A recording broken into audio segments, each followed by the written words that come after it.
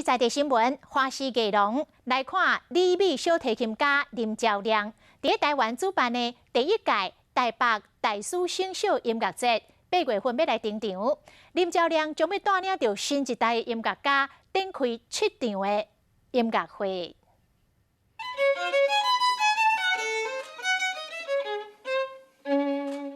表情陶醉，李美小提琴家林昭亮精彩演奏，为伫台湾举办的第一届台北大师新秀音乐节做开始。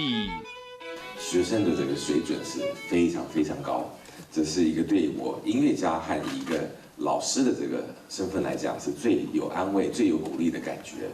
新秀音乐节将伫8月份举行，请到的包括纽约爱乐小提琴首席黄鑫、大提琴家哈瑞尔丁人，也有小提琴家詹富谦要做讲师，7月17日的课程，和亚洲的音乐学生会使甲大师面对面，甚至做伙演出。在那个年代，在台湾要受一个虔诚的正规的音乐教育，其实不太容易。